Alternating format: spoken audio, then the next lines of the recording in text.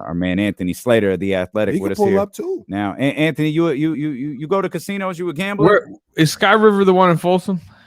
That's Elk Grove. Oh, my bad. Elk Grove. That's what I meant. Am I a gambler? You know, I like sports gambling, not on the NBA. I do not bet on the NBA. But you can't do that in California. They like struck down that bill. Shockingly, I thought. I can't believe that can't failed, get man. I was so upset. Failed. Such a failure. Anthony, let's dive into it, man. I want to bring some of the conversations you and I were having last night to the radio, particularly the one, now that the game is behind us, Kings beat the Knicks last night. What do you think about the Western Conference? I think it's weaker than in past years. I don't think that's unpopular opinion either. I mean, Denver's this runaway number 1 seed, and I mean they're as vulnerable as a number 1 seed as I can remember, although Phoenix looked pretty vulnerable after winning 65 games last year. And then look at, all right, let's go down the list. Memphis, will we see Ja Morant again this season? Even if we do, what's his state? How about their big man situation? Even if Ja is back, Steven Adams has this knee problem. Brandon Clark, Achilles tear. They traded Kyle Anderson left in free agency. They traded DeAnthony Melton. Way thinner team. That was supposed to be the 2nd seed. Now the Kings are. Beyond that, I'm of the belief that Phoenix is the favorite if they're healthy. I just think Durant and Booker in a playoff setting, mid-range, assassins, KD's been there. I just think he bumps everybody else on their team into their right pecking order, right? Booker's a 2, Paul's a 4 at this point, Ayton's a 3. So I like them, but are they going to be healthy? I mean, Kevin Durant sprained his ankle and warm-ups the other day. So, and then beyond that, Clippers question marks, Warriors big question marks. Yeah. I'm not saying it's opening up for the Kings to go on a finals run, but I could be much more convinced than I thought that, hey, yeah, Kings could win a first-round series. I'm a challenge. I guess it's you because you said it, but you're not the only one. Like everybody, I'm just the conventional thought of the West being weaker than in years past. Is it really? It's not like we have 8 teams on the regular that can win the championship. There's usually 2 or 3 teams. I would say. So I'm going back now to, I covered the last Kevin Durant season in Oklahoma City, and that was the KD, Russ, Steven Adams was on the rise. Ibaka was still really good. They had Enes Kanter and Deion Waiters coming off the bench. They won 55 games that season and that regular season. And it was an extremely disappointing 55. And it was KD's last year before free agency where he eventually departed, because at the time you had the Warriors 173 and the Spurs that season won 67 games. They were the 2 seed. And I remember going into those playoffs, and it was just you were talking about a 55-win team thinking they had no shot because there were 3 just monsters out in the West. And then after that, KD goes to the Warriors. And if you're in the Western Conference, you could be, you could be the Daryl Morey Rockets. You can be whoever you want to be. You're not beating that KD team. And that was, a 3-year stretch. I guess in the last couple seasons, maybe the Western Conference's fangs have looked a little bit different. We thought Utah, was a contender. They kind of turned out to be frauds in a lot of ways. I mentioned Phoenix of last season. Last regular season, if we were on here right around this time, we all would have been like, who's taking down Phoenix, right? Remember that team? I mean, 65 wins. That's the big thing now. What Denver's going to win the conference in the 50s, easily win the conference with wins in the 50s. The Kings right now are the 2 seed on pace for how many wins now at this point? Are they on pace for 48? Yeah. I think it's at 40. Yep. So there was a year I covered the Thunder when KD he broke his foot and missed that season. It was the Westbrook, no, I'm trying to remember. Anyway, they won 48 games and didn't make the playoffs. They were the 9 seed. The Pelicans were the 8 seed and played that 67-win Warriors team. And I remember a year I covered the Thunder where they were the 2 seed, and the Grizzlies with Marc Gasol 50 games, they were the 7 seed. And it was this war, the 7-game first-round war that had 4 overtime games. That Western Conference no longer exists. You don't have 7 seed Marc Gasol Memphis Grizzlies with 50 wins, and they're the 7. You have a bunch of teams who are disappointing, but they're going to back their way into the playoffs, in my opinion. Yeah, I mean, the Pelicans are disappointing. The Lakers are probably for some disappointing. Dallas, I don't know what the expectations were for that team anyways. I know Minnesota's disappointed. You make the Warriors are. I'll tell you that. Yeah, and there you have that. But the funny thing about that, we were talking, The Warriors lost. They're in the 6th spot. The Warriors cannot win a game away from Chase Center, but they're sitting in the final playoff spot. You want to know what the joke is with the Warriors? It's like their best days are their off days. Like they always rise in the standings when they don't play. It's like, well, they right back into the 5th seed tonight. Then they go lose, and it's like, all right, it's just that's been the West. I mean, it's good if you love parity, but I think it's parity, but it's really mediocrity is what I feel like the middle of the West is. Interesting. Yeah. I mean, when you look at the league as a whole, I think everybody can, everybody got some kind of flaws. I think Milwaukee's the best team in basketball. Yeah. But, they're not unbeatable, although they were for like a month. But other than that, they're not unbeatable. Boston is a great team, but they've got flaws as well. I think everybody's got a couple of holes in there. And Philly has James Harden, so you just never. There's that. Everybody got a couple of holes in there. With one eye looking towards Houston again. One eye looking in his rearview mirror. Is that real? That story's real. Clearly he's got like very large ties to the city, and I think in a lot of ways it's the city kind of calling him back more than necessarily the franchise. And we'll see. But generally, to your point, I'm interested to see this weekend for Milwaukee, right? Saturday night, ABC, I'm going to be at the game. Warriors, Bucks. Warriors at home, so you would assume they'll be better than usual. Lights out. Yeah, exactly. So I want to see this Milwaukee team go through that, and then they're coming to Golden One on Monday. Like, those are two really good tests for them. And I think Giannis has a chance to start to make a larger, louder MVP case. But my concern for them, I'd say playoff wise, is Middleton's health. That's what derailed them last season. They probably would have beat the Celtics if he was there. Yeah. And I don't think I just don't see, he hasn't looked like himself all year. And I don't know if that's just going to turn on, in a couple of weeks. And I agree with you, Anthony. I think that's a huge key to them trying to win another championship is that they have Middleton, and he just hasn't looked comfortable from the first time he stepped on the floor. Yeah, and I believe he's stepping into contract situation this summer. Body's kind of breaking down a little bit, or at least it seems like it. So we'll see. But if he's even 80% of himself, I mean, I think Giannis is the best player in basketball, and particularly on a playoff stage. So, yeah. So Anthony Slater is one of my favorites there, man. And man, speak the truth. You wrote in The Athletic this morning about the confidence that the Sacramento Kings have now in playoff positioning. And Kenny and I have been talking about the confidence that De'Aaron Fox has every time he talks. And now he's starting to talk in a way where it's been really noticeable the last few games. And you noticed it last night in the press conference. He brought up making the playoffs multiple times last night. Like it was a certainty. That was the thing. It wasn't just, I don't know. I'd been around them early in the season and there was like confidence in what they could be. But last night he was just like, well, when the playoffs are here, and when we have a playoff game in a couple, in a month here, I'm like, oh, okay. I didn't know that was like decided yet. All right. Whereas, I would take myself back a couple weeks. I went and sat down with Mike Brown for a while. This was the Wednesday before the All-Star break, right before that crazy game in LA. And he was kind of sounding the alarm bells of, we're coming out of the break as the 3rd seed, but there's danger below. One slump and suddenly you're in the play-in or you're just completely out of it in the West. So that was the last time I'd really checked in with the Kings. And then to be there last night, obviously they've had a great, stretch out of the break, but to just sit there and, he's talking about home court in the first round. And not only is he very confident in it, I'm like, you're probably right. At this point, I would pick them to be in the top 4 seed because of what we were talking about earlier. So it's a little bit startling to see. And I'm sure as two guys who are as locked into the Kings as anybody, it's kind of got to be shocking to you that we're at this point, right? No, for sure. No, I thought the Kings were going to be good this year. I thought after the 0-4 start and then they went and got above 500, I was like, oh no, this is a top 6 team. Anthony, I never, you know me, you know how I ride for the Kings. I never would have thought they'd be the 2 seed on March 10th. I did not see this coming from this team. So it's a pleasant surprise for sure. 2 seed with, I think, kind of inside position to maintain that seed. I'd worry about Phoenix coming up behind. I think it's a big game tomorrow.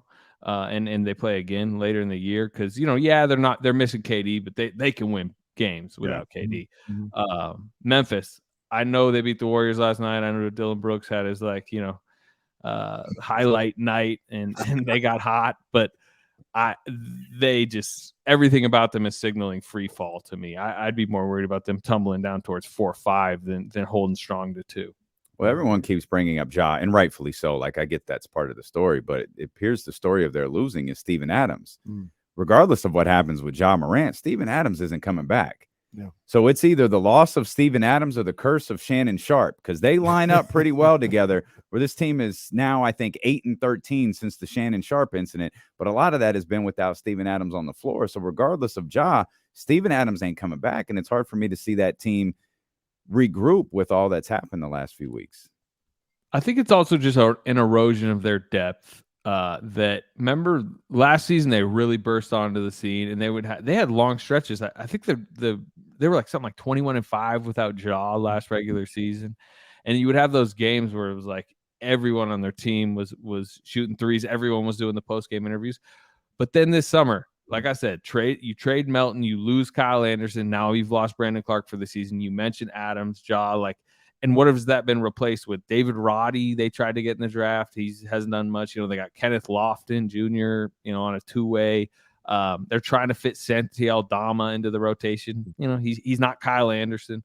And Zaire Williams was supposed to year 2 leap. He's been worse in year 2 than year 1. Like, this team that prided itself on its depth, they had the tweet strength in numbers, right? The one that kind of ticked off Klay Thompson, and he went after Jaren Jackson about that. Was what they were last year. They're not that this season. They are not very deep. They looked it last night, but generally they haven't been. So I'm going to ask you a question, Anthony. You got ties here in NorCal, but you're looked at as a national guy. You've got that type of reverence and respect. Okay. You have to pick. There is no in between. There is no riding the fence. The Sacramento Kings offense, cute or dangerous? Offense, dangerous. Playoff chances, I might tilt more towards the cute side of the fence. But offense, yeah, I just think the personnel is fierce. And the shooting, the skill, the passing, Sabonis, just the physicality of Sabonis. You saw it last night. That's a physical team he's going against. He's just bumping down there. But what I would say, and I know Mike Brown knows this, and I know the Warriors coaching staff knows, or the Kings coaching staff, which has a lot of Warriors ties, know this.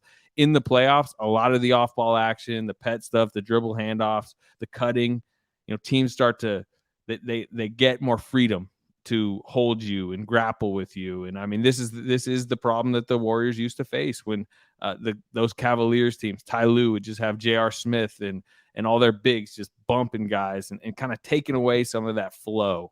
And like I said, Mike Brown knows this. It's why they liked playing that Knicks team last night. That is the type of team, Josh Hart, those type of players who in a regular season setting are doing some of that stuff. And they still powered through it. They still scored. It wasn't as explosive as a night. But I would just say this: in the playoffs, they're not just going to be popping 145 Golden One Center. Everybody's dancing. Threes are raining all game, every game. They're going to face some challenging moments where some physical defenses give them trouble, but also they're still going to score. They're too skilled, too talented, too well coached to not. And also, they got the best closer in the league right now. He just has been the best closer in basketball. De'Aaron Fox, get a bucket late. He killed Josh Hart in the fourth quarter last night. Go rewatch all his buckets in the fourth quarter. He's just getting by Josh Hart super easy. And that's supposed to be a pretty good perimeter defender. Steelo and Casey on KIFM West Sacramento 98.5 FM, KRX QHD2 Sacramento, ESPN 1320, always live on the free Odyssey app. Anthony Slater of The Athletic with us. You mentioned Mike Brown. Can we talk about that for a second? What did you make of Mike Brown following a victory against the New York Knicks on national television? What did you think of Mike Brown's press conference last night?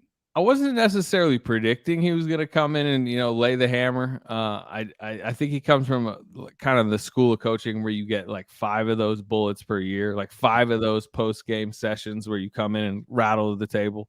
And that wouldn't have been one of the 5 times I was expecting him to use it, but he did. it's right on line with what he's trying to get across to not only his players, but to his entire organization, to the fan base, to the radio stations out there, to everyone. It's like, it's not enough to squeak in the playoffs, celebrate, have a Minnesota Timberwolves style Patrick Beverley on the scorers table, waving the, jersey, and then you get ousted in the first round. He wants to go deeper. And he knows you give up 23 offensive rebounds in game one at home, probably losing. And if you lose game one at home, you might lose the series because you lost game one at home. And he's just trying to instill that into his team. And part of that, and I think it's showing this is part of his maturity as a coach.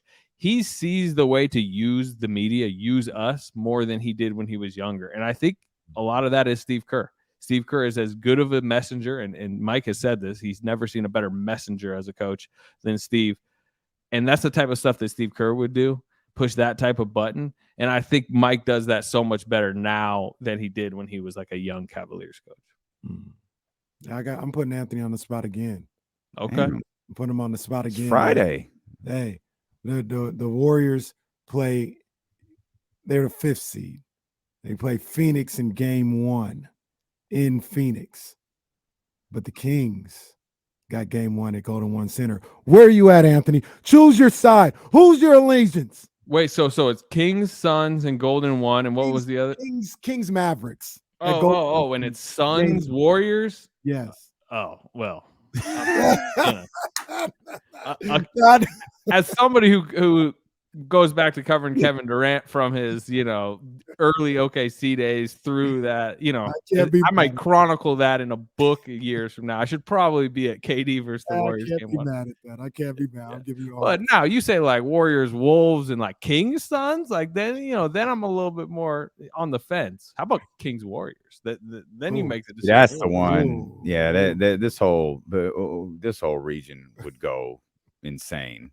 Just and it would be just like, I can't imagine the amount of work it would be for you. I just can't imagine the amount of work it would be for us, because we've got our sister station at 95.7 The Game. So, I'm sure it'd be joint shows with Fonte and Butch all day. And he was on the morning roast this morning. I was listening to him. He's going to be all over the place. Yep. You think we got to work? We ain't sleeping for 10 days. No. Do you guys want that series?